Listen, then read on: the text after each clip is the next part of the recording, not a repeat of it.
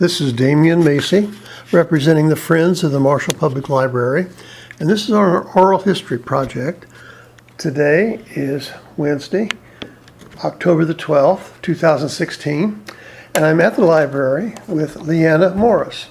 She's a lifetime resident of Marshall, and I'm sure she's going to have some interesting things to tell us about her early memories and her life. Thank you, Leanna. Thank you. I was born in Terre Haute, Indiana, to James and Rosemary Pelham. I was the second of 7 children. We grew up in a close, loving family. My mother's parents were both still living. My father's parents, my grandfather was deceased. My grandmother passed away when I was probably 5 or 6 years old, though I do vaguely remember her. We always lived in Marshall. We lived in town until I was probably midway through or towards the end of my freshman year of high school, and we moved to a big 2-story house down on the Grand Turn Road south of Emmanuel Church. I have gone to Emmanuel Church my entire life. It is my home church, and it is a home. My brothers and sisters and I were always close. My older sister married when I was in 6th grade. So at any given time, there was just six of us at home, which is a pretty large number given families nowadays. We've remained close. All of them live within this area except for my brother Martin, and he lives in Salt Lake City area. No, not Salt Lake City. Let me think. Oklahoma City. He has lived in Salt Lake. He lives in Oklahoma City. Still a fur piece away. Yes, it's a fur piece away, so we don't see him often. But we do a lot of things as a family. My sisters and I get together every Sunday. We always got together at Mom's house and on Sunday afternoons and just chatted away, and we always had, of course, dessert or snack of some kind. You know, you get together, you have to have food. But once Mom passed away, I said to the girls, we want to maintain this tradition. We don't want to lose this. So she passed away in October of 2014, and to this day we still get together on Sunday and just go have lunch somewhere in Marshall and then go to one another's house and sit and talk and laugh and have a good time. That's grand. Yeah, it is great. So many families don't stick together. That's right. And my brother now, my youngest brother, joins us as well. His work shift changed, so he's off on weekends. So he comes and has lunch with us too. So 6 of us are together, and it's really a good time. As a child, I remember walking to the library. We lived down on South 3rd and Vine, down by TRW. And in the summer, I was allowed to walk to the library, but we could only go once a week. Well, I loved to read, and at that time, you could only check out 3 books at a time. Well, I'd go home and get my books read, in a day or two, and too bad, Mom would say, no, you can't go till next week. So I had to read books at home or just entertain the kids, or, we always had chores, so there was always that to do to help Mom and Dad. Was there a particular type of book that you especially drifted toward? Fiction has always been my go-to, but I remember reading all the Nancy Drew, Carolyn Keene mystery books as a youngster. I remember reading those and Victorian mysteries and just a variety of fiction. I don't, even to this day, I don't read that much nonfiction. I do like biographies and how-to books, a lot of things I call looking at books in the nonfiction, craft books and cookbooks and that type of thing. But I've always enjoyed that. And so when I started working at the library, I was in probably 7th grade, and I would work after school, an hour after school, and I would work Saturday afternoons doing the shelving, and I did the cleaning. At that time, the library was above City Hall, and we had a high school boy. I can't remember his first name. His last name was Hain, and his mother was the taxi driver. And he would come and he would sweep those dark, tall, steep steps up to the library and out front. And he also made some book deliveries in town. He didn't have a car. He rode a bicycle, and I remember he had a basket on it. He'd fill it up with books, and there were some shut-ins that books were delivered to even then. And then at, I can't remember what year in high school I was when they decided to expand the library into this downtown building. And I got to move all the books. I'd carry them downstairs, put them in a wheelbarrow them down the street to the library where Mrs. Dewey and Drew Castile and a third lady, but a third person, and I cannot remember who she was. I just remember 3 people there. They would take the books. I would stack them in the floor, and then they would take them and put them on the shelves. Back I'd go for the next trip. And I remember being so embarrassed because I was in high school and I'm walking down the street with a wheelbarrow full of books. And to me that was embarrassing. I look back at it now and I can kind of laugh and think, well, that's kind of neat that it was done, but it was quite a job. Of course, we didn't have the number of books we have now by any means, but it was quite a chore to haul all that downstairs. Do you have any idea at all how many books or volumes were in the library at that time? I don't. I wasn't involved with statistics or anything, but it was a lot when I was carrying him down those stairs, I can say that. And we were so excited to get to move in this new building because it seemed so open and airy compared to that above the old city hall. And we had lights and we had the plate glass windows. And at one time, the door, if I remember right, the door was in between the windows, the 2 windows up front. And they did move that to a side entrance, and I don't actually remember that being done, but I do remember the door being in the middle at one point. It was Wilfon's clothing store, and it's a retail store. The doors were always in the middle with displaced windows on each side. Right. And it just seemed like the library was just so big, and there were so many books, and we could spread them out and shelve them better, and our circulation, our foot traffic, of course, went up. You're right on Main Street in a downtown building, which was really good for those that had trouble with the stairs. And I worked there until towards the end of my junior year, probably, in high school. And then I went to Martin's Drug Store and became a clerk there. And I worked there until after high school, and I graduated in 1970. And then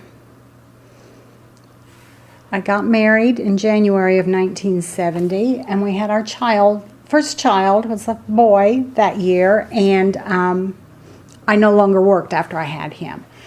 And then, the years run together, and I can't give you dates, but I started working at South School as Dan Stevens' secretary. Oh. And I did work down there probably 5 or 5.5 years. While I was working there, Millie Frazier called me, and she was always such a sweetheart, such a wonderful mentor for me. But she called and asked if I wanted to come to work at the library as the librarian because Audrey Davidson was ill and wouldn't be returning to work. And I really debated it. I loved the job at school. I loved having those 3 months off in the summer. And I didn't know if I wanted to give that up. And plus that was the same schedule the kids were on when they were in school. That made it a little easier. But my husband and I talked it over, and I said, from 3rd grade on, I wanted to do one of 2 things, either be a librarian or be an English teacher. I knew that in 3rd grade, and that was my goal. That was what I wanted to do. Yeah, if we could just kind of backtrack a little bit, going back maybe to that 3rd grade, you I assume, went to South School. Mm-hmm. Did you go to the other schools at all, or was you all schools there? I went to South through 6th grade and then to the junior high. Do you remember much about that school? Yeah. I can see it in my mind yet.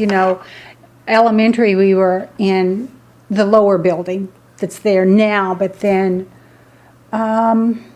fifth and sixth grade were in the big old two-story building. I loved that building with the creaky floors and the radiators that clanged and hissed, but boy, they got warm. You know, sometimes the windows had to be open in the winter because there was little control on the radiator heat like you can now. But Mildred Frazier was the librarian down there.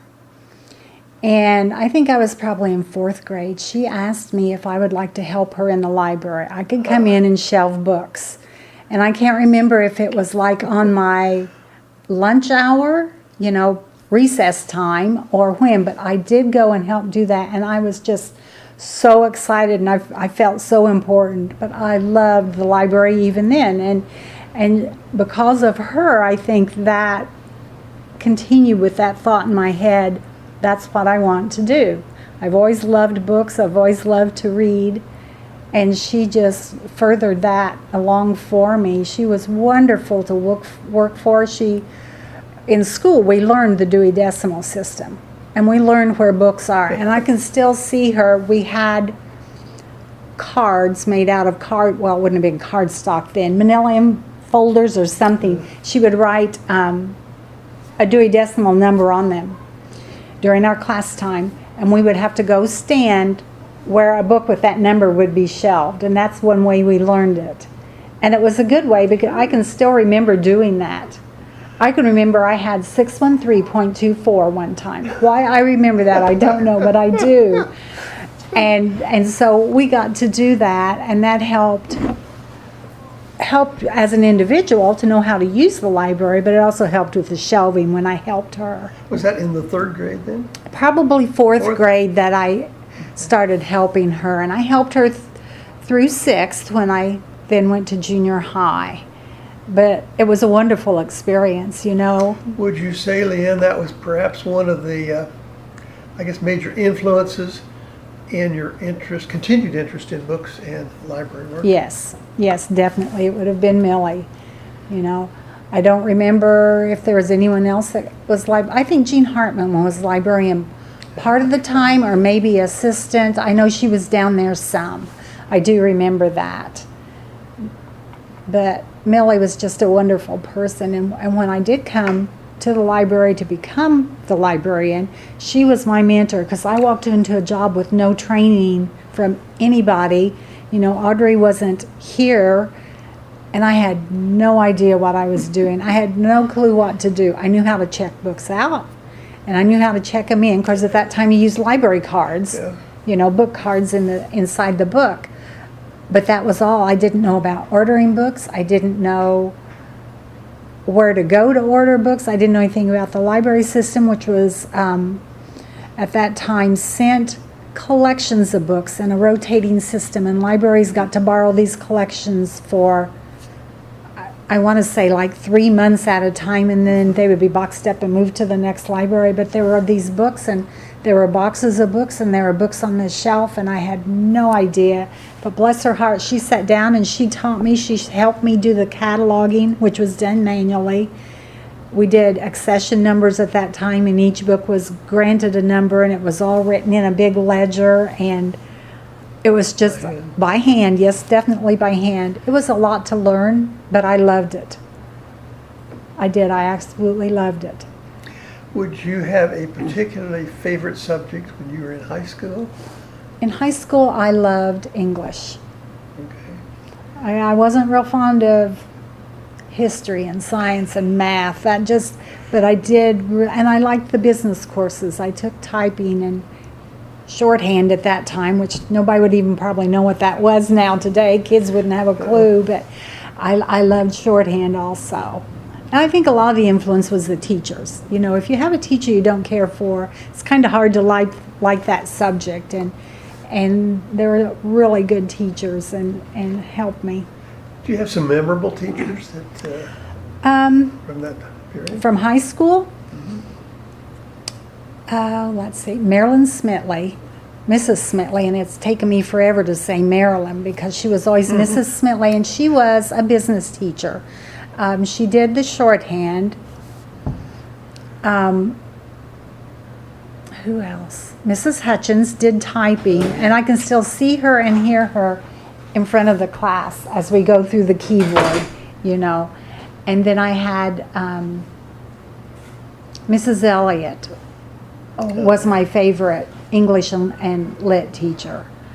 And when I look back, they were strict, but there was nothing wrong with that because you got your work done and you learned, you Those know. are the ones you remember, too. Yeah, that's right. But I really enjoyed those subjects and those teachers.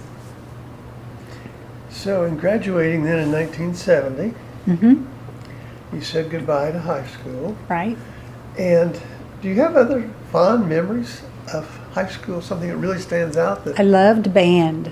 I loved marching band and going out on the field and doing the routines and practices at night during the week. We just seemed to have so much fun.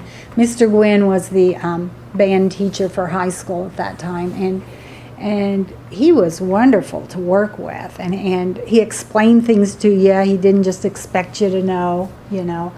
In fact, there was a carload of us that went to ISU one summer for a band camp, and he drove the car and drove us over, and we had so much fun doing that. I just really did enjoy band.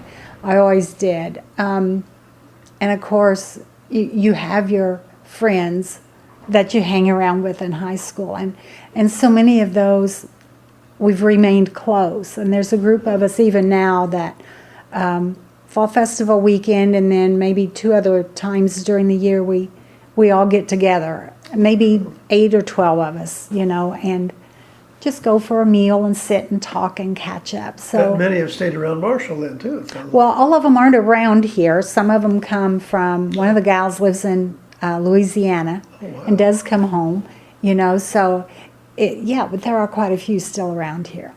And speaking of friends, I have 2 friends that I was friends with in kindergarten, and they both have remained just the best of friends. Pat used to be Tingley, was married to Larry Van Oven, and she and I are real close. And then Glenda Remlinger Clark. We have just maintained that friendship through all these years. What was her first name? Glenda. Glenda. Paul Remlinger is her father. The name sounds familiar, but I can't put it. Okay. But we've remained really, really good friends. And I'm grateful for all the friendships. You know, so many people, and especially in larger schools, I'll say, don't develop close friendships because you don't know the people and you all go your separate ways. And some of the classmates have gone separate ways, but we've been fairly close as a class, and I'm glad for that. And Pat Tingley, her name is now? Van Oven. You know. For some reason that rings a bell too. Anyway. Yeah. You mentioned band. What instrument did you play? I played clarinet. Oh, I did too. Yeah. Did you ever play in the city band? I did not play in city band. No, I didn't. I guess that thought just never crossed my mind when I was out of high school. I was done with band, I guess. You know, I still love music, but Do you play any other instrument? no, I don't. I always wished I could play piano, but we were never given that privilege, so. You sing? No, I don't sing. You wouldn't want me to do that, believe me. Well, I thought maybe we could have a sample. No, I don't think so. With the kind of interesting background in high school and all, and got married, and what happened then? I had a family. I have 2 boys. The oldest son, Rob, and he has 2 daughters. And then my younger son, Jim, has 2 boys and 2 girls. And those kids range in age from 19 down to 2. So I keep busy. It's range. Yeah, it is quite a range. But I do keep busy with grandkids, and I'm blessed that way. Sure are. Have you, somewhere in there, you had your children. Mm-hmm. What got you back into work? Back into work. Like I said, I was working at South School, and Millie called and offered me That was the turning job, point. and that was the turning point. And oh my gosh, I thought, thank you, Lord. Something that was a goal of mine from 3rd grade on, and sometimes you don't always get what you want right away, but things work out, and they work out for a reason, and so, I was so glad to be here, and what a great place to work. And there was always great people here. The board has changed over the years, of course, the people on it, but there were always excellent board members and always willing to help and do whatever needed to be done, and that supported the library staff as well. That's really an important issue, I think. Well, you moved from an upstairs attic almost to a new modern inside building. Mm-hmm. After you got down here, what were some of the major changes that you saw take place over the years? From there to here? Well, yeah. Or just overall? Overall. Automation, of course. Oh my, the technology. When I look back to how we did checkouts and kept records, everything by hand, manual. Yeah. The typewriter was not a manual. It was a manual. I couldn't think of the word. It's a manual typewriter. And the keys would kind of stick, and you'd have to practically clunk them one at a time. We typed the cards to go in the card catalog on that thing. All our records were kept manually, but at the same time, we didn't do statistics then, like is required by the state now. Right. We didn't have all that to do. And I remember the first time I had to do an annual report for the library system, and I was like, oh my gosh, how am I going to get this done? Millie came to my rescue again and came in and helped me, and the library system was always very good and would answer any questions you had. They couldn't do it for you, but if you had a question, they'd answer it. Guide you. Yeah. So that was a big change then. And then when they first got the computer, of course, we went to Lincoln Trail, which was system headquarters at the time, and took classes on what we had to do. The first computer that we used for the library system was we dialed up once a day, hooked the phone into this modem, and you could hear it making all the squawking noises so you'd know whether you were connected, and transferred the checkout data. It wasn't an online system. You checked things in and out on the computer, and then once a day you transferred all that information. And we had an assigned time so that it would be free up there to answer our computer so we could send stuff up. It was interesting. Did you keep any, I guess we'd say, backup or anything here? So in case something up there was lost, you still had it? Well, it would still be on the computer. It wasn't erased Okay. when it transferred, if I remember right. Yeah, so, and there was a lot of issues doing it that way because transferring across the phone lines isn't the best. But at the time, that's That what was a we had, and big that was, step then. it was a big step. I remember going to Lincoln Trail to a meeting and going into what was their, we called it their computer room, and the computers were just big old clunky monsters. And of course, the girls up there that worked in that room wore coats year round because they had to keep it so cold in there to keep it cool enough for the equipment. It would about heat the building. Yes. But, and then things changed, as they do. Technology advances quicker than you can keep up, and it did change. I don't think we did that way with the dial-up until we moved into this other section. I'm pretty sure. But it was a learning experience. I had a couple people that came and wanted to work at the library, but when they saw the computer, nope, they didn't want any part of that. Had one lady that was really, really great help. Oh, she was a wonderful worker, but when we got the computer, she said, I can't do that.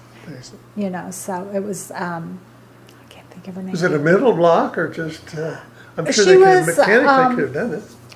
She could have done it. I have no doubt. But she wasn't interested in learning. She wasn't going to have a computer at home, and she just, it was too apprehensive. to even make that attempt. Then you mentioned shorthand, you mentioned typing. That business background, did that experience of being able to type well at school and taking typing help then? Oh, in your yeah. job? It must have Yeah. if you were typing cards. Yeah, it did. It'd been a lot better if the typewriter worked better. You could have gone a little faster, and when you typed those catalog cards, there was a format that you used, and you went down so many rows, and then you would space in so many for each line, and so with a typewriter that didn't want to operate real smoothly, it was a challenge sometimes. Were those cards perforated in rows so No. they were automatically fed through? Nope, it was an individual card. Okay. And you'd roll it in and Yeah. type it and roll it out and then on to the next one. But in the meantime, were you doing that and also checking books in? Or I checking did it books all out? at that point. That's what I thought. Every bit of it. We didn't have a lot of programs. We had a summer reading program, but of course that was for the children. We didn't really have adult type programs or even extra things for the kids. For one thing, we didn't have the funding for it. I just couldn't I didn't have the time to do absolutely everything. And we didn't have a space for it either. While we were in this nice new space, it still wasn't enough space to expand and do a lot of extras like libraries do now. Now, as I recall, there was a meeting room paneled upstairs. And I remember attending a couple of things there for some reason. I'm not sure what it was. But was that done when the library moved into that building? It was paneled and carpeted It's and paneled everything. and carpeted. A horrible green carpet, so that tells you it was years ago. But I can't remember when they did that. But the stairs became an issue because there were kids that couldn't get up there and seniors that couldn't get up there. But it was used as a meeting area, and we used it for the board meetings, I think, were held up there at one time. The whole upstairs wasn't complete. Maybe the front third was unfinished, and that was storage. And I don't know what it's used for now. The city at one point even had brought a lot of their materials to store up there, ledgers and all that type of thing that were stored up there, but I don't know that's still there. Somewhere along the way, there was the establishment of the donut board. Were you involved in that at all? Yes, I was. And that was confusing to staff, and because it was confusing to us, you can imagine how confusing that was to the public, because that was something that was kind of suggested to us by Lincoln Trail Library Systems. They thought this would be a good idea to serve the unserved, which it is a wonderful idea. But then you have to go into, okay, what area are you taking in? We did not want to try to attach an area that belonged to another library, and because part of our school system area also belongs to West Union Library. That's right. And I don't know if there's any other libraries. I think just West Union. So then when we explained, we had to say we're going to do what's called a donut district, with the city area being the center.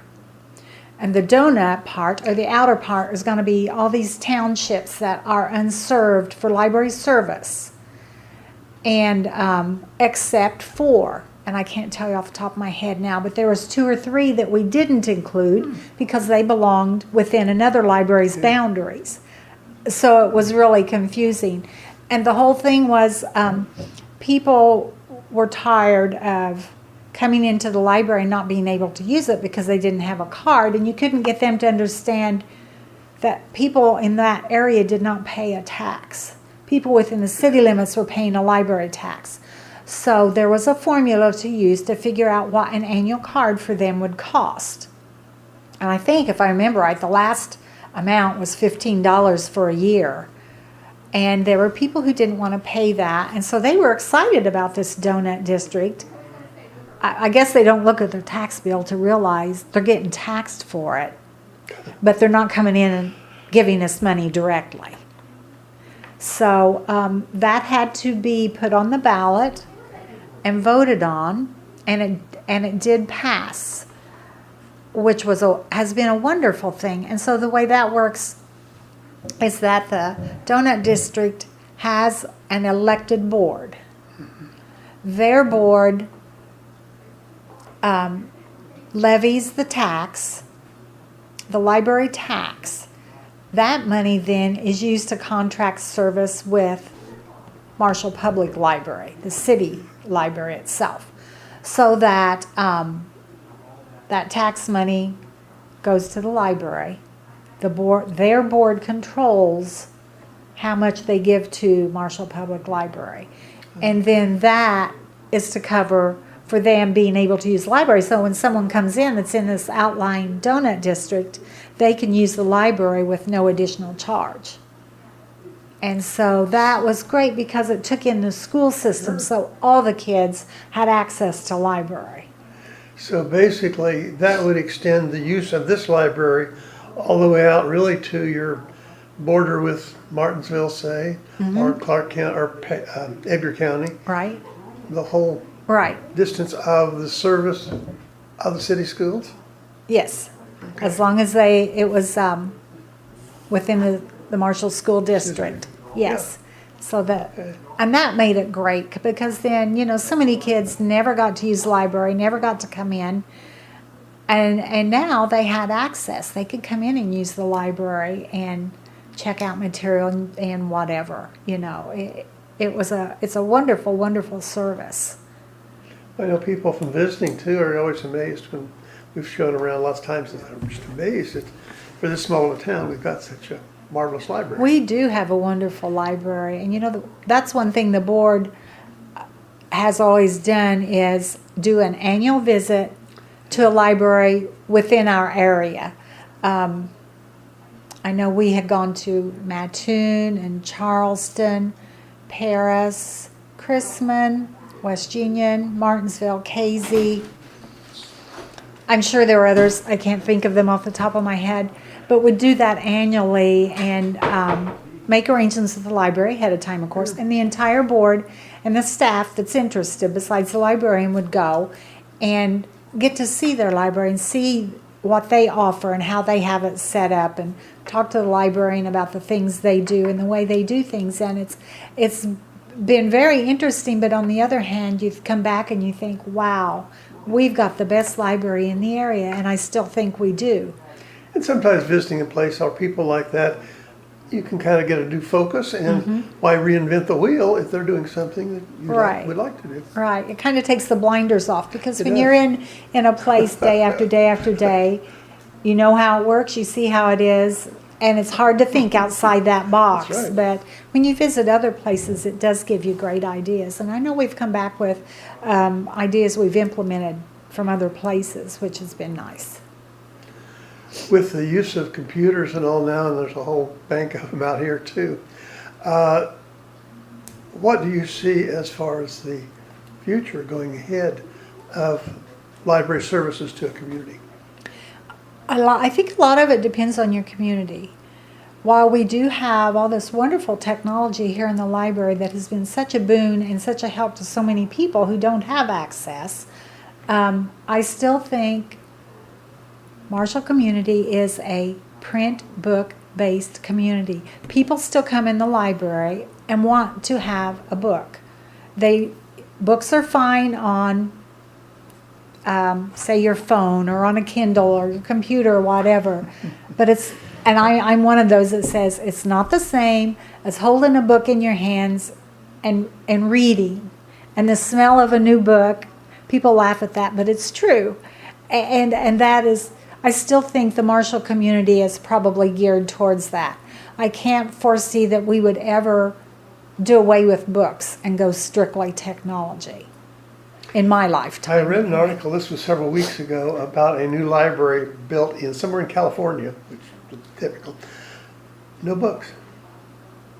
And to me, I just cannot conceive it. I can't. To me, it's not a library without No, books. it isn't. You know, but this is more than just technology and books. This is also a community hub, and there's so many organizations that use the library, and so many different programs and activities that are no longer geared just for kids. There are so many things for adults. They have wonderful programs here, and you know, you can't say enough about a director who can go out and search out these programs and make the contacts and make the arrangements and do the PR and get it all set up, because it's a huge undertaking. It's not like you say, okay, I'm going to do this program and that's the end of it. That's just Doesn't just that's the happen. very beginning of the process of doing this. And you know, we've been fortunate in having Nancy as a director and Allison. Now, I know she probably felt she had big boots to fill, but I think she's doing a wonderful job from the programs that I see are offered. And I just wish we had a bigger area where we could have those programs, because I know at times they're limited because of space. And it's a shame that you have this interest, but you can't meet all these needs because of that. Well, I guess I'm just kind of mulling over, and that's been obviously a big change, as you were talking about. You, as an individual, were typing, you were helping people, probably answering phone. You know, it's a one or one man or a one, even 4 or 5 people to try to do that today, and do anything else would be impossible. It would be I mean, as far as impossible. developing programs and budgets and all of that, it would be an impossibility. You're right, because at first it was a one-person show, if you want to call it that, you know. When I first started, we usually had a high school girl that would come in after school to do the shelving. But if there was more than she could get done, then I picked up the slack. So it was one person, and then when we were able to expand into this building, we were able to increase our staff, which we had to. We had no choice. There was just too much to cover for 1 or 2 or 3 people to do. And at some point the board said, you know, this is too much for the staff we have. We need to have a director. And when Nancy was hired, it was kind of an open-ended job, because she didn't really know what was expected, and nobody really knew what was expected. We just knew we needed someone to help. And she did a wonderful job in picking up and taking over and Right person at the relieving right me. time. Exactly. It was a huge relief to me. And, you know, then we had 3, maybe 4, I can't remember, part-time people that worked, you know, and we had Carolyn Tingley worked and became our head clerk, and then we had clerks below her that would do shelving. At one point, Carolyn did the physical processing of the books while I did all the cataloging online for them, and so it's a many-person organization instead of one now. Oh, yeah. And I'm glad that the funding is there for that. There are people that can meet that need that the community has for everything this library offers. Have you ever kind of looked back and said, gosh, I wish I had done something? Well, no, I really haven't. Maybe I should have, but I never had. I always tried to do the best I could at the time, and I don't know what I would have done any differently. Because even at that point, when I first started, the library position was not full-time. It was a part-time position. You know, and the library was only open, I want to say, afternoons 1 to 5. Saturday was like 10 to 5. We were closed an hour for lunch. Then on Monday evenings, we would be open, was it 1 to 6, then 7 to 8, I believe, for an evening hour, or 1 to 5 and 7 to 8. So the hours were split, but it wasn't open 40 hours. I won't say the position wasn't 40 hours.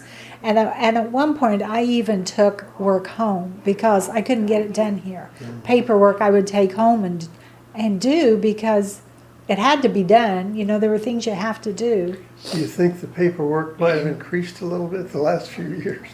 You know, they say computers are to help eliminate paperwork, but I don't know who made up that saying, but it is not true. Seems like it's growing. Yeah, there's just seems to be more and more.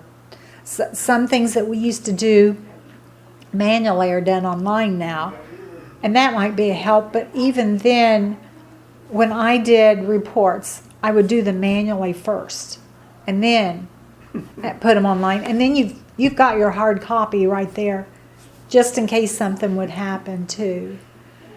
So I think the paperwork will probably continue to grow, especially when you're using public funds, you know, and you get federal or state grants. There's all kinds of paperwork to follow up with those. And some of the programs that you apply for, you have to do such a long application and then do a follow-up on that. And Do you think all of that reporting and paperwork and everything might discourage some people in some small libraries? It's just too much, it's overwhelming, and just don't do it? yeah, well, some things are required, like the reports by the state. Yeah. You have to do them or you don't get your state funding, Right. which I don't know if that's even available anymore. It used to be called per capita grant. And you got X amount for each person in your district that you were serving. And so, you know, it was many, many pages and many things and silly questions we felt were silly. It's like, what does it matter? Either you're going to give us the money or you aren't. But they wanted all this information first.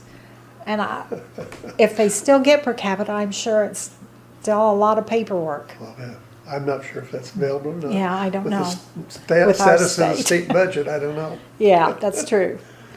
Just a few little sidelights here. Did you have some particular hobbies, maybe started as a youngster, that you might still participate Well, in? reading, of course. My family always kind of makes jokes about me and my books because I'll never run out of books. I've got so many books of my own that I will never run out. But reading's always been a big hobby. I've always enjoyed handcrafts.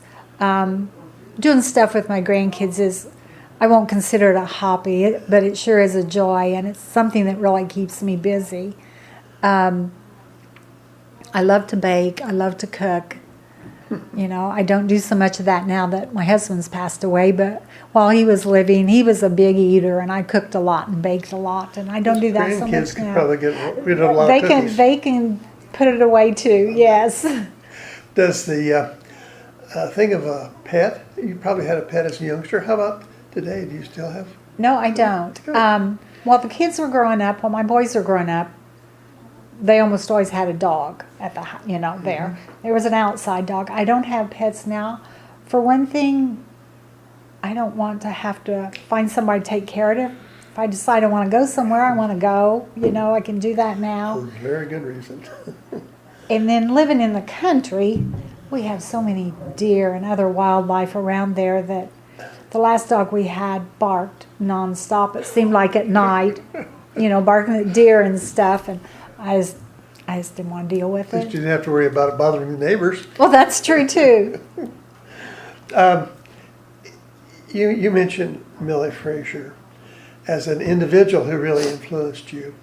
Do you have particular memories of some world or even a major local event that was really significant and may have changed your way of thinking? Well, of course, 9/11 changed everybody's Oh, yeah. way of thinking. I can still remember when the space shuttle exploded. Yes. We don't have TV service in the library so well, but we drug the TV up. We had a TV with a VCR on a cart. We brought the TV up and plugged it in and tried to watch what we could pull, you know, but you couldn't always get a good signal. Right. And I can still remember how horrifying that was. And people that would come in the library would stop and watch. You know, that was something significant.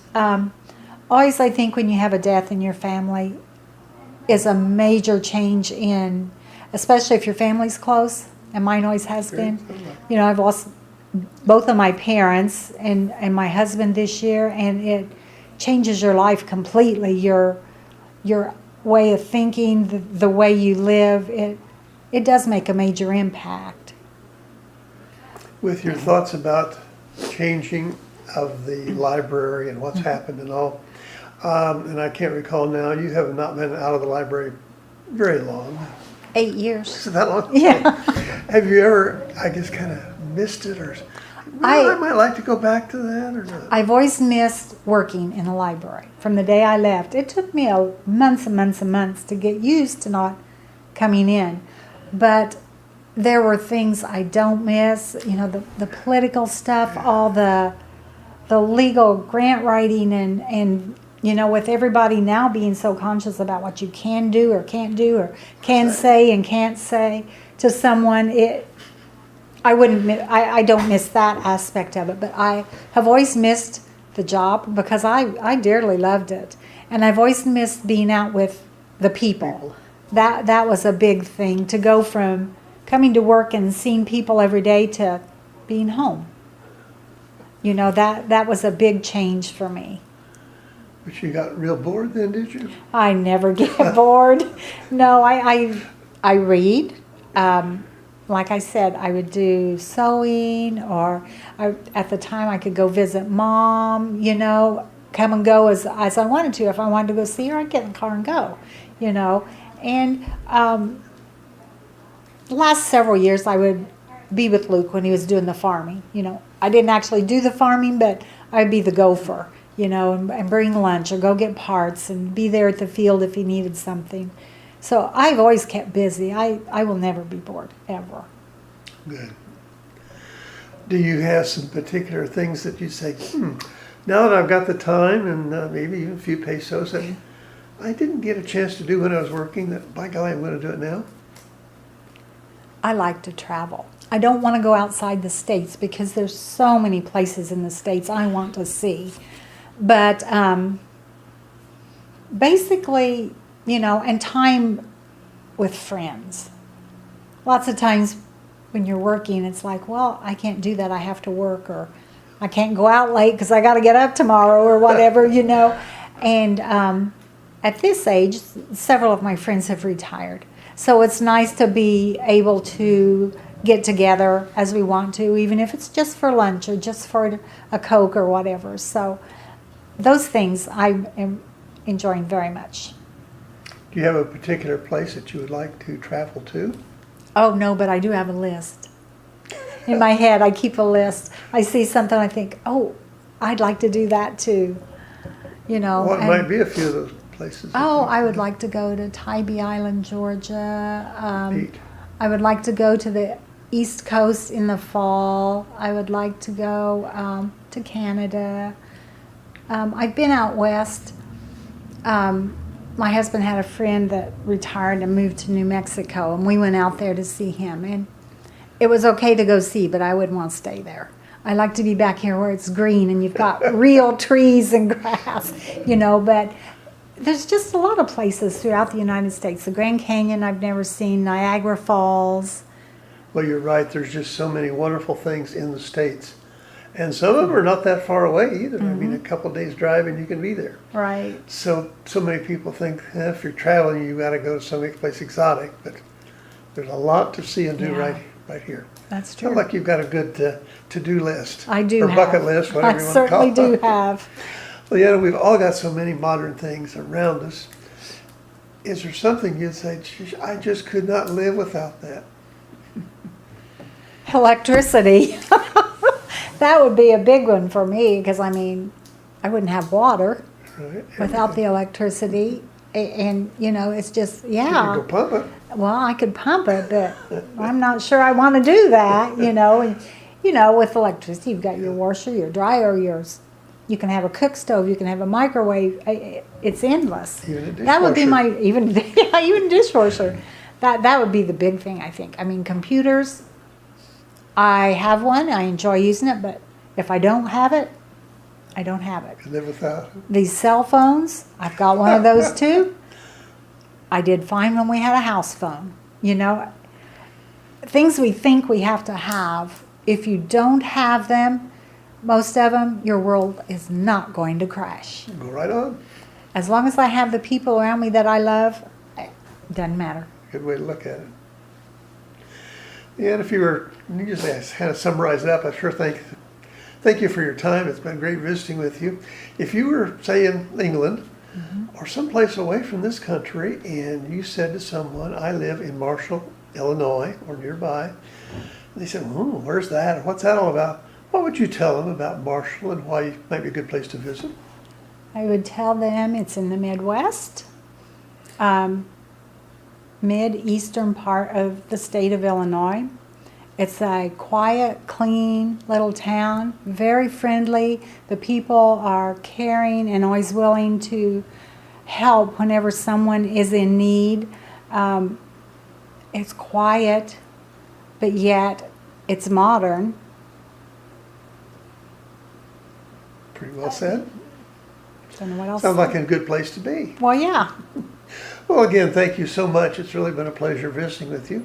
Thank you. And thank you again for your past work of helping to get the library to where it is today and You're welcome. making it such a big part of Marshall. You are most certainly Really welcome. appreciate that.